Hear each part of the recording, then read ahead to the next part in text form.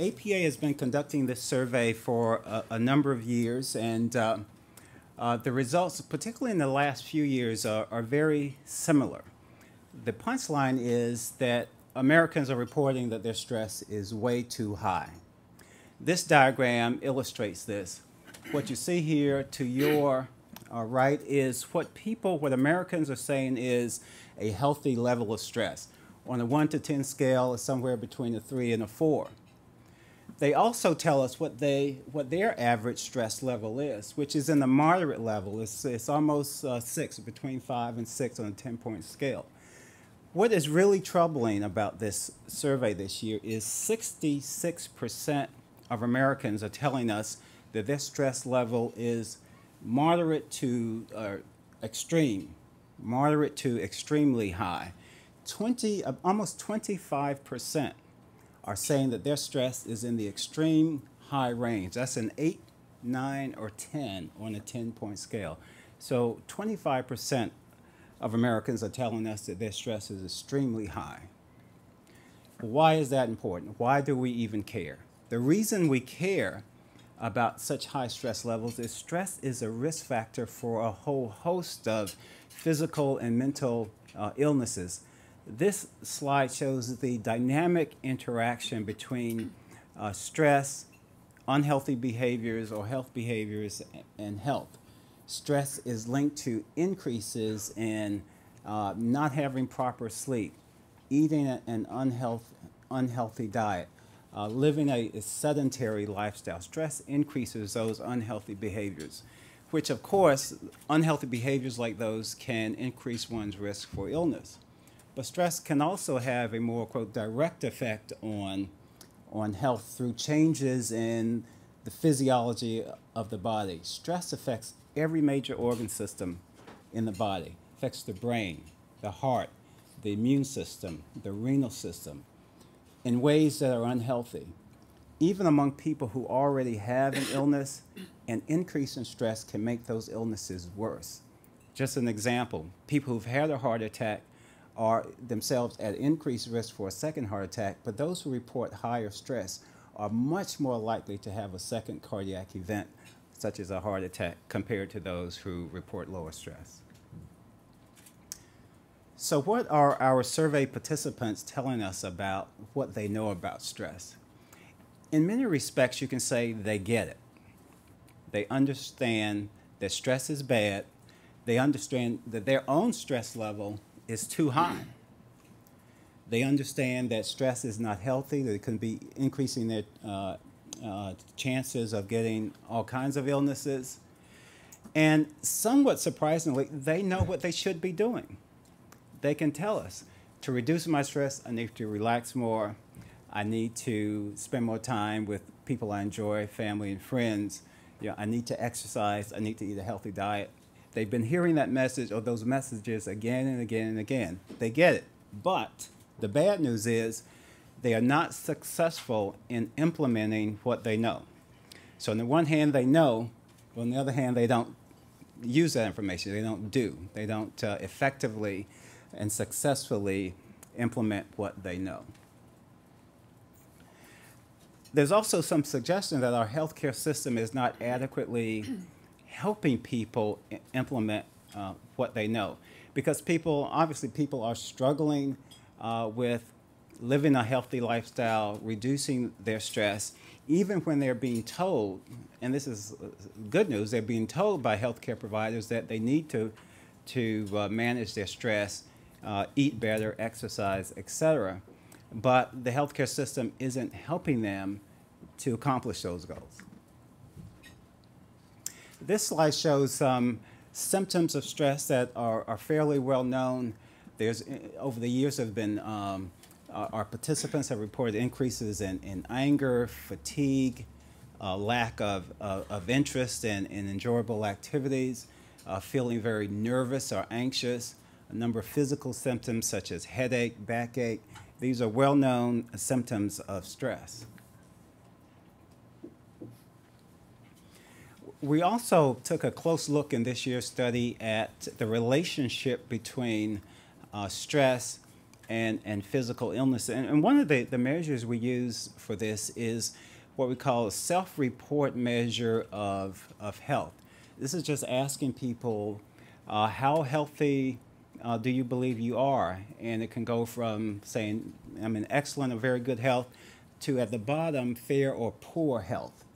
And you say, well, that's just what they tell us. That's not a real measure of health. Actually, epidemiologic studies have shown very clearly around the world that people who say their health is poor, even if there's no diagnosis, are at increased risk for all kinds of health problems, including increased risk for what's called all-cause mortality. That's death from all causes.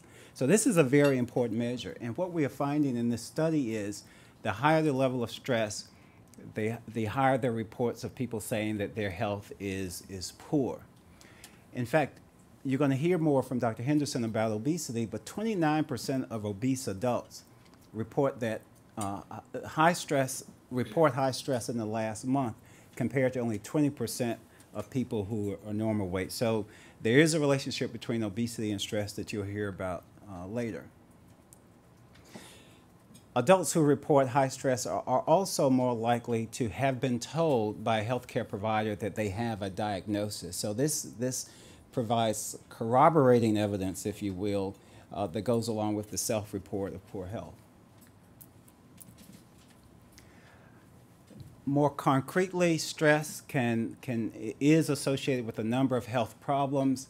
In our most recent study, those reporting high levels of stress also report having high blood pressure, high cholesterol. Very strikingly, chronic pain shows up among people with high levels of stress in their lives, high levels of arthritis, also depression, and again, obesity that you'll hear about more later. Those who report high stress in their lives are also more likely to have been told by a healthcare provider that they have one of the following. Depression, 18% of those reporting high levels of stress have been told they have depression, compared to only 7% of those with low stress. And with anxiety disorder, the numbers are 13% for those with high stress, only 4% for those with low stress. Interestingly, chronic pain, 18% for those with high stress, only 8% for those reporting low stress. I've been focusing on the extreme stress levels, the high stress, but even moderate stress, even people who report moderate levels of stress have also been told, for example, that they have depression. 16% of those with moderate stress compared to 7% of those with low stress. And with anxiety disorder, 12% versus 4% of the comparison. So even moderate levels of stress in our survey were associated with carrying a diagnosis. Again, as I mentioned, there is some good news. Healthcare providers are recognizing the importance of stress and healthy behaviors. Our survey participants are telling us that their healthcare providers are saying they need to exercise more, lose weight, eat a healthier diet, reduce stress, get more sleep, etc. They've heard this again and again and again. Unfortunately, 35% have been told anything. But they're getting this message from a number of sources. Yet there's this disconnect, and that, if anything, is a theme of this year's survey, is a disconnect. There's a disconnect between what they know is important and what they do. This slide, I think, beautifully illustrates the disconnect. Let's just take managing stress. 64% of our participants in this study say that managing stress is important to them. They get it. Only 32% say they've been successful in achieving the goal of managing the stress. A 32% gap. That's the disconnect. Getting enough sleep, a key to managing stress. 67% say, yes, that's important to me. Only 29% say they actually achieve it. Exercise, 54% say it's important, 27% say they're successful at it. So that's really the disconnect that we're seeing in the survey. So why is there a disconnect? Why aren't people doing what they know they need to do?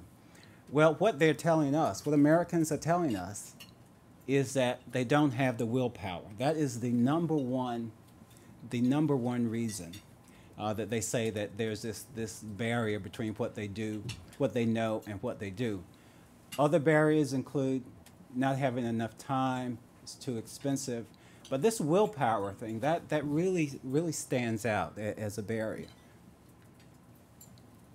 So what do we mean by willpower? Well, in this study, when we asked people what they meant by willpower, the number one reason was not having self-control, not believing they could resist temptations or urges. So that's how they define willpower principally, but also making and committing to a decision, that is, actually being able to follow through on goals that they set for themselves.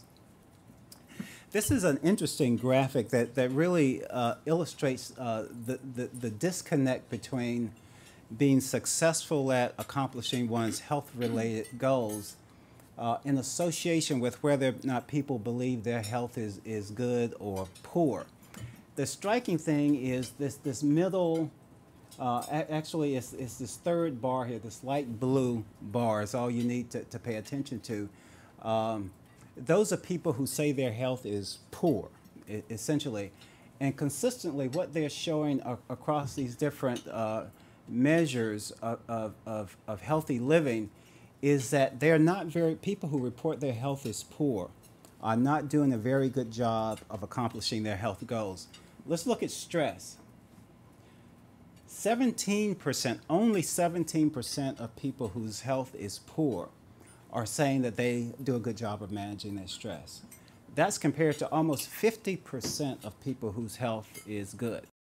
Healthy eating, only 16% of people whose health is poor say that they're successful at have eaten a healthy diet, whereas 51% of people whose health is excellent are successful at that. So again, while there's a gap, this gap is showing up especially among people who are reporting that their health is poor. This news, as bad as it is actually somewhat worse for women.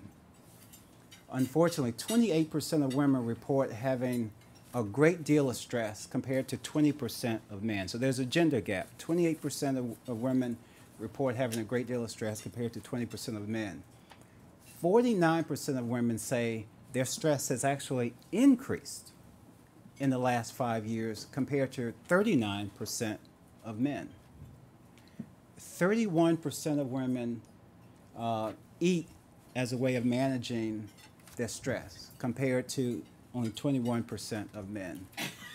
And finally, 49% of women report having eaten too much unhealthy food because of stress in the last month compared to 30% of men. So stress for women in our study, stress is a trigger for eating an unhealthy diet, more so compared to men. Women are also more likely to report physical and emotional symptoms of stress, including headache, 41% women under stress, 30% in men under stress, feeling like crying, 44% among women at high stress, 15% of men, and upset stomach or indigestion, 32 versus 21.